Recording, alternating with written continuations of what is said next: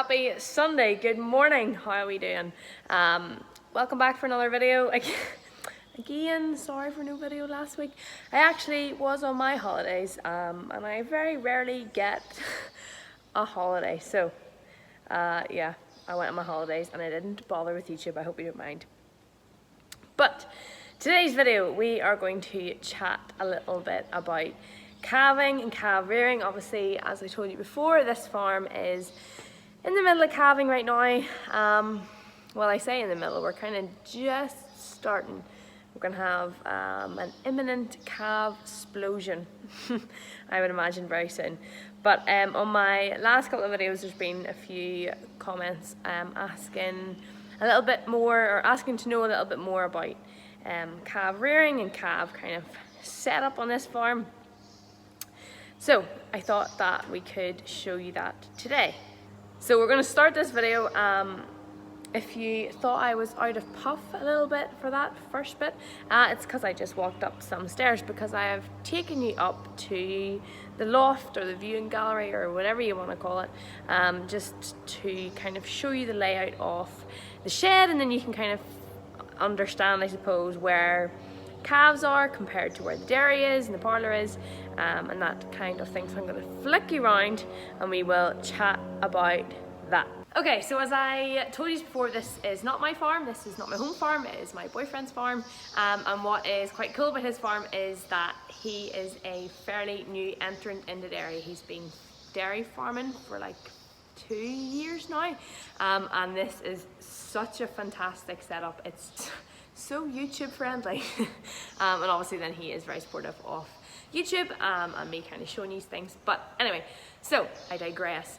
This is what he has. He has a 20-point Gia or Gia Westphalia parlour. It's a swing over parlour. Fantastic parlour for one person.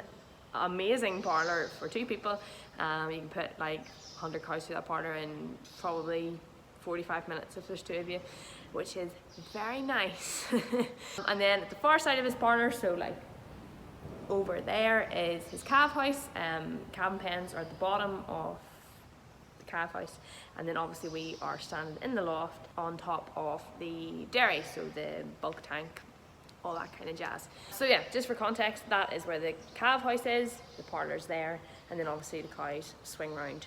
So we will hop down into the calf house and then I will show you around down there. Okay, so on the ground we have a full row of straw bedded pens. Calving pens, sorry, are down at the bottom. They're on straw bedded as well. Obviously, if you follow my Instagram, you know at home we have the rubber floored calving pens, which I would recommend 110%. That could obviously be something that happens here in the future, but for now it works, it's okay. Individual baby calf pens over here, there is 9 of them, I think, without counting them. I think there's 9. So obviously, cows calve in the calving pen. The calf gets tubed, it gets its colostrum. Then they come over into the individual pens.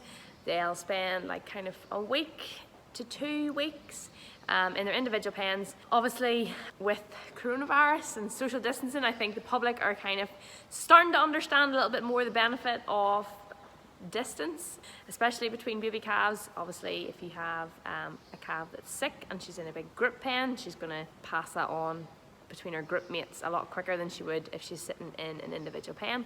But they'll kind of do a week to 14 days-ish in their individual pens, obviously kind of getting over that risk period of the baby calf, and then they'll come into their big group pen, so I'll show you them as well. And they are very content.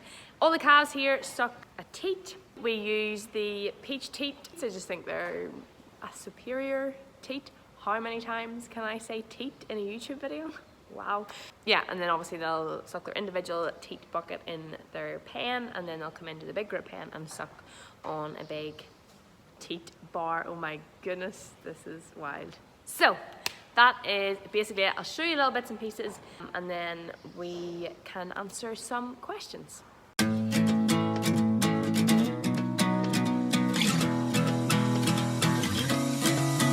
I was slow, didn't believe in getting high, didn't know how easy it is to walk through the fire. Oh, but you opened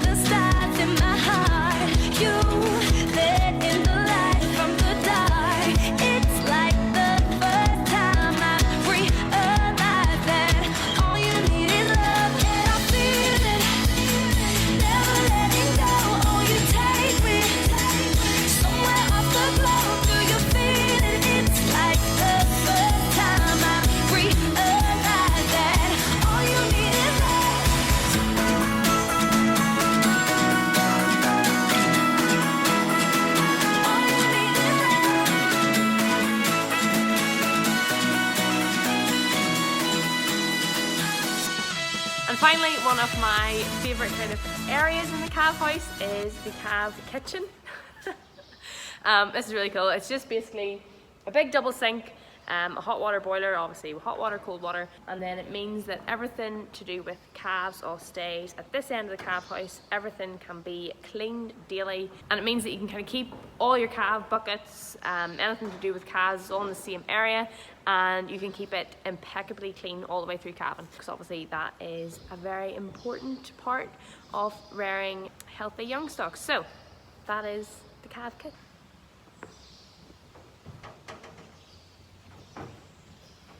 Also, the eagle-eyed amongst you will notice my whiteboard. I love whiteboards. I think that they are a very easy way of being more efficient and just kind of being a generally better farmer, because any information that needs to be left or remembered is very easily stuck onto a whiteboard. So the way I have this worked is I have 9 spaces, obviously 9 calf pens, and then I put on like calving dam, sire, sex of the calf, and then the date it's born.